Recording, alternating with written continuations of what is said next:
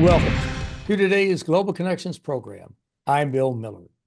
Today, we're going to be focusing upon the concept of land and how important it is in just about every society in the world.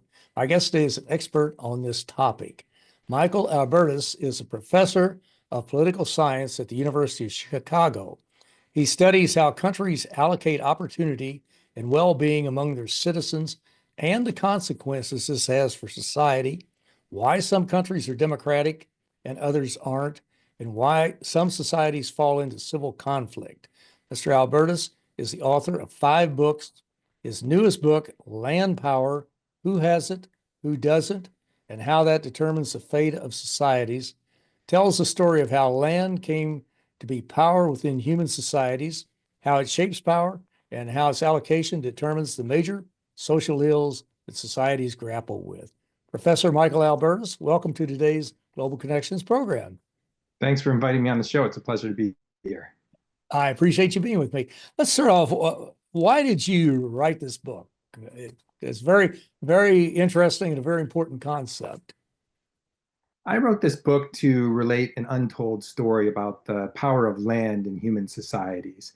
And I can give you an example from a couple of folks I met that kind of demonstrate the power of land. So one is a woman who I met who was in her early 70s outside of Cusco, Peru, 7 or 8 years ago. And she had grown up working for a large landowner. And indeed, her little village, her very small village, was incorporated within the property of that large landowner. And that large landowner could trace the ownership of that property back to the colonial era. And sort of her life, born into that hacienda, as it was known, was one that was characterized by basically forced labor for that landowner. And she was freed in the early 1970s as that land was expropriated and reallocated to the people who worked on it. A couple years later, I met a Peruvian senator whose family was a very large landholding family who got caught up in the same program of land reallocation in the 1970s. But because of the power of his family and the wealth of his family, they were able to transfer to another sector of the economy, and later started buying up more of that property. And at the time was working on trying to reroute water from that would flow east to the Amazon instead to the west to irrigate lands that they had recuperated to make them much more valuable. And that distinction between that woman who grew up in a form of something akin to slavery and that senator really shows you the power of land. And I had one more driving motive in the book as well, which is to say that these episodes of land power from the past and the mistakes that have been made and the ways in which they've impacted people's lives have generated a lot of social problems, but there's an opportunity today to address those problems, in part through smart policies on using land. We certainly need them, and right now I don't think we have as many as we need. That's for sure. Well, let me, before I forget it, mention your website. It's www.michaelalbertus.com.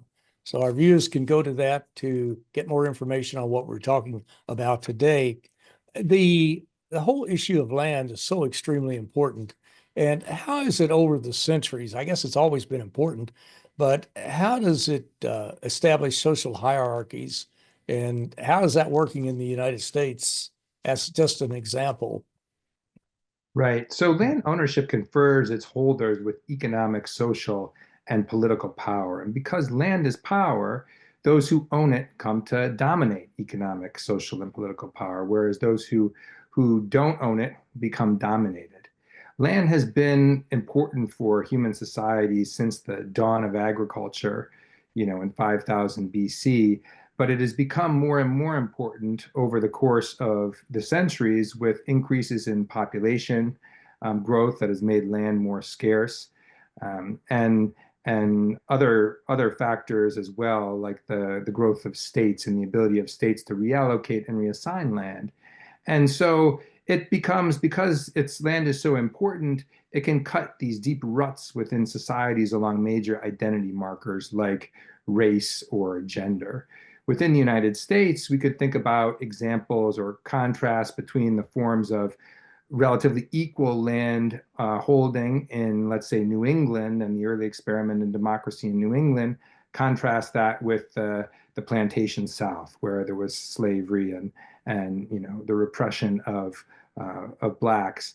There's also in the American West a story that I tell in the book on how land settlement under the Homestead Act and the like, and through other policies, ended up creating a reservation, ultimately a reservation system, as indigenous people were displaced from their land. And one story is that I tell is from Southern California, where a common policy at the time in the 1870s and 1880s was, as railroads were in their infancy, the federal government would grant rights of way through different areas, and they would give railroads every other square mile of public land, and they would be able to use that to raise capital for laying railroad tracks.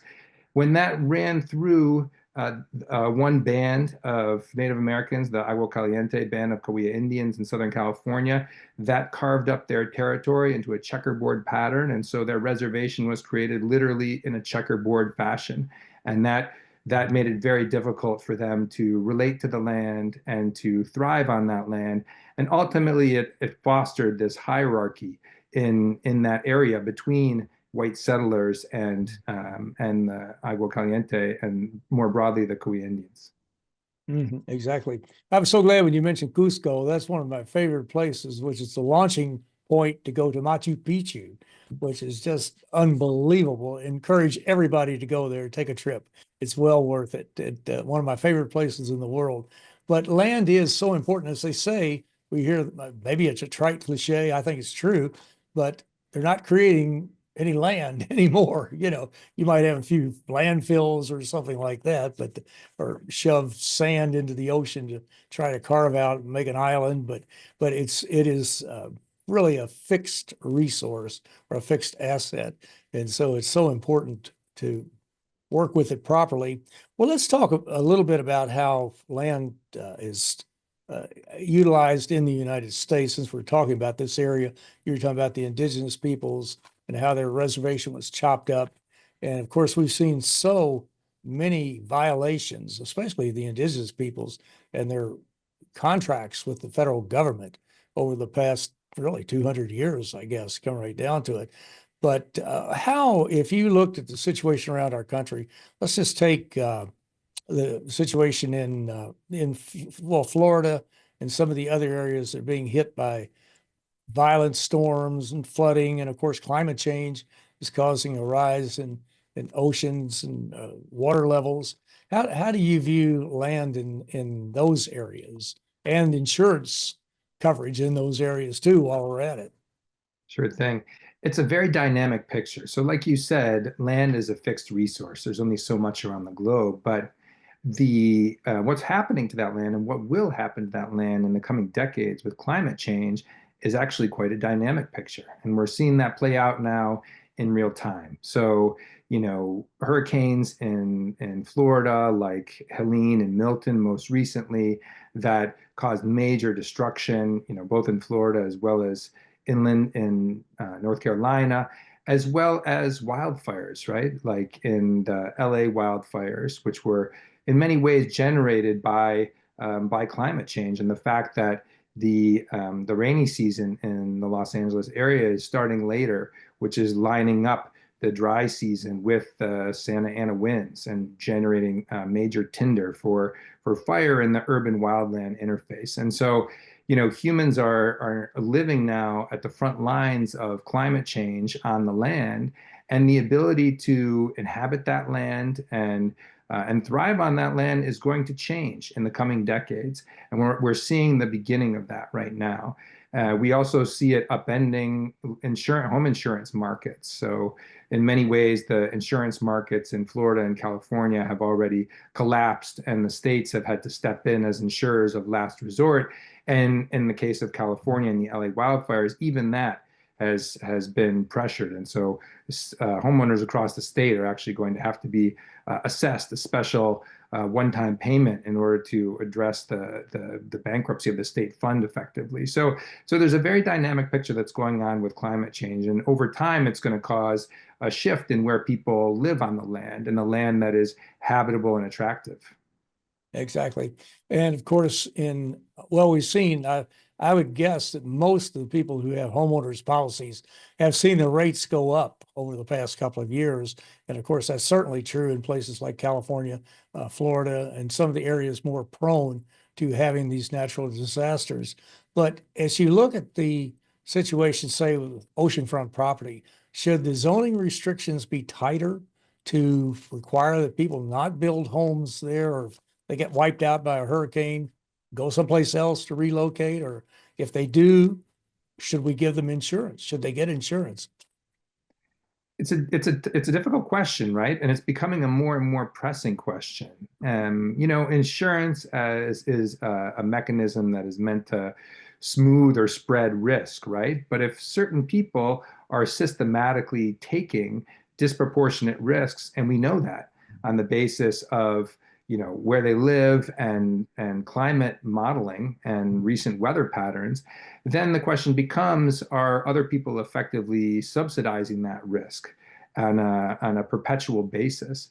And in many ways, the National Flood Insurance Program represents some of that, risk taking and some of that subsidization of risk in places that are subject to climate change and climate disaster. And so I think these debates and discussions are going to become more and more prevalent, and people are really going to have to think about what makes sense as a society in terms of how we want to think about insurance and subsidizing and subsidizing risk and protecting people against disaster. Well, we're going to come back in just a moment to talk about competition for land in just a moment. Well, you're watching Global Connections Television, which is a privately funded, independently produced program. The opinions expressed on Global Connections are solely those of the moderator and his guest. We'd invite our viewers to go to our website at www.globalconnectionstelevision.com to view previous programs. Also, if you're involved with a PBS or a community access television station, or you have an intra-campus television hookup at an educational institution, or you have a podcast, or you just like our programs, you have a computer and you want to share them, please feel free to do so. Global Connections Television is provided at no cost as a public service to help us better understand international issues and how they impact our lives. Today, we're taking a look at land use and how important it is. And my guest today is an expert on this topic. Dr. Michael Albertus is a professor of political science at the University of Chicago. His newest book is Land Power: Who Has It, Who Doesn't, and How That Determines the Fate of Societies. We're talking about land use, and there's been a raging debate going on lately of really a sort of a very controversial and not conforming debate, so to speak, that the United States, our current administration, wants to take over Greenland, wanted to take over Gaza, wants to get the Panama Canal back, wants to adopt Canada as our 51st state.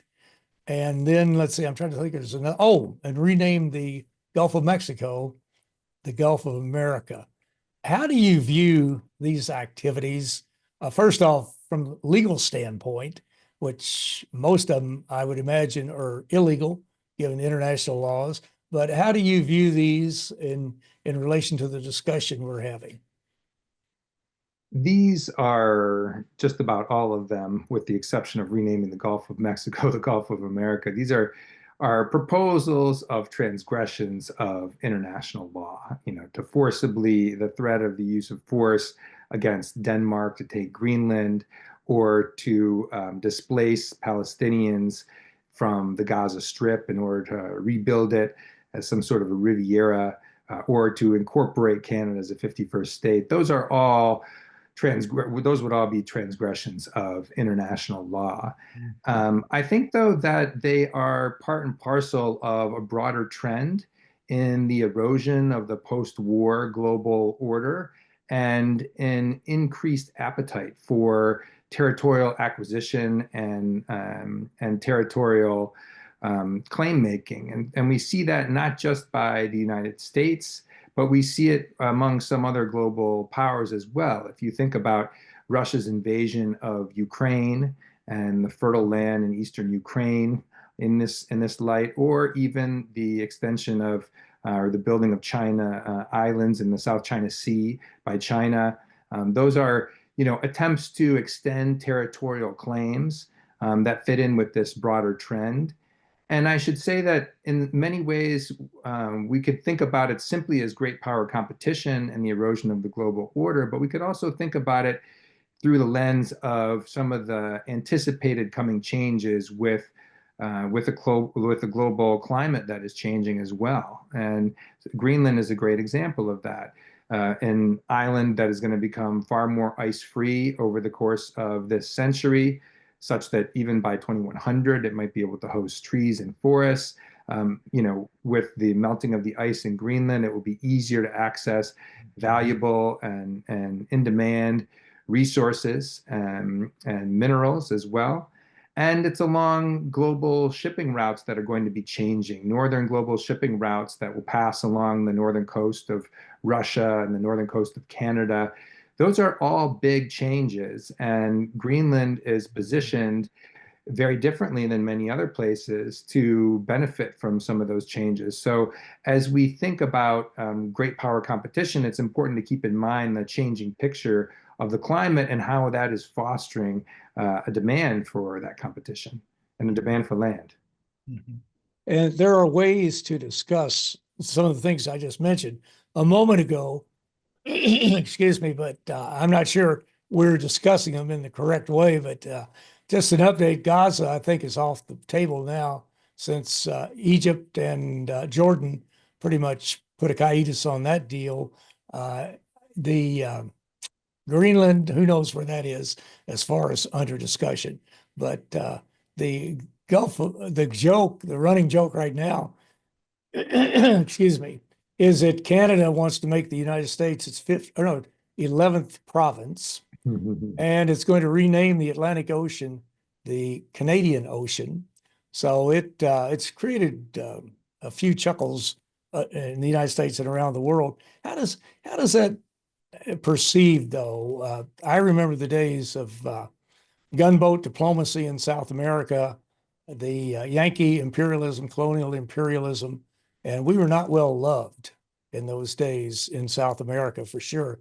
But this whole discussion, how do you think people overseas are perceiving it as to what the intentions of the United States may be? Mhm.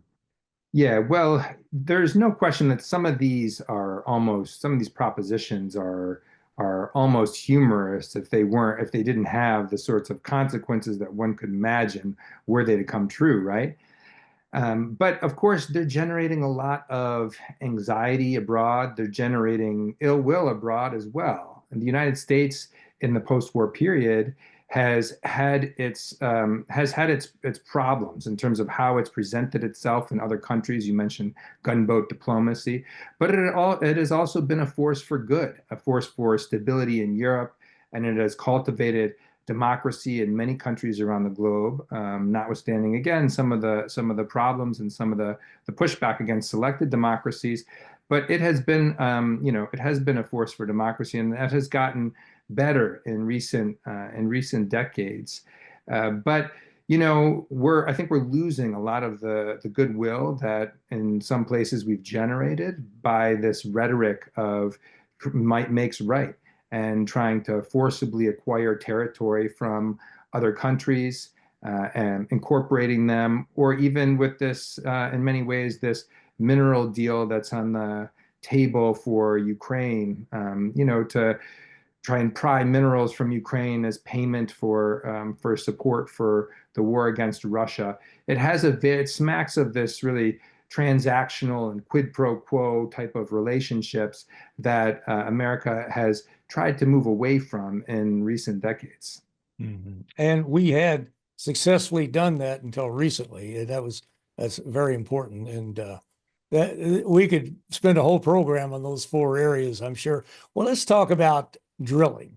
That's something that's under constant scrutiny, a lot of discussion on that. What is the going back to the United States? What's the situation on drilling on federal lands for gas, oil, and other natural resources? The Trump administration has made clear that they want to drill and they want to increase oil production, and federal lands are an important component of that. And not only for oil drilling, but also for timber harvesting and extraction of other resources as well. And so the administration has put the crosshairs in many ways on federal lands and is going to make it easier, as it appears, to lease those lands for resource extraction without considering some of the broader environmental implications or implications for communities that have, longstanding ties to those lands. I'm thinking about indigenous communities. Mhm. I'm thinking back during the Biden administration, I think there was something like 900 permits. I may be wrong on that number that ExxonMobil and different companies could use, but they're not, excuse me, they're not using. They're sitting it out because I guess they think that the price of oil is going to go down. Gasoline won't be in great demand. Yes, it is, but they already have so many permits out there. How do you perceive that? Right. Well, even if there is an attempt to, crack open public lands to a greater degree for exploitation and extraction of natural resources, it doesn't change the fact that the economy is changing and technological change is happening. And so there has obviously been a shift, not as quick of a shift as one might have expected a couple years ago, but nonetheless a very notable shift towards EVs, for example, in the car fleet, and and broader shifts towards greening energy and greening the economy. And that's now also big business. So, it's big business beyond simply big oil. And in many ways, I think that those expectations on the part of business as to where the economy is going, it's not going to make a U-turn overnight. And as a result, we might see some of the behaviors that you're indicating here, right? With some of these leases maybe not even being taken up because, after all, if the United States produces more and more and more oil, that will also decrease the price of oil. And so it'll be a dynamic picture going forward. Of course, oil prices are notoriously volatile, so that picture could change relatively quickly if oil prices spike again. But nonetheless, I think some of the broader dynamics are already set out in many ways and can only be changed so much. Mhm. You're absolutely right. We're certainly moving away from the coal and from the oil, fossil fuels, no doubt about that. And we'll still be using a lot of gas. Well, and even you look at some of the countries that have really been in it, like Saudi Arabia, they're starting to move away from petroleum, and that's an indicator of the future. There's no doubt about it. It's going to be it may take a while. How do you think we're going to coexist with all these policies and this climate crisis that we're dealing with? It is a major crisis. And right now, the climate crisis seems to be winning.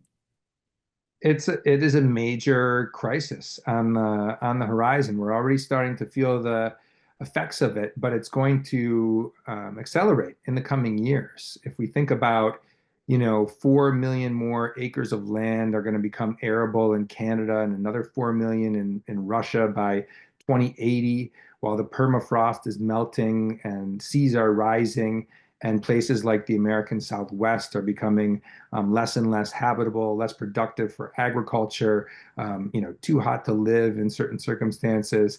And so that is going to force a rewiring of the global economy, of where food is produced, of where people live. And it's not going to change, it's not going to make you and I move tomorrow.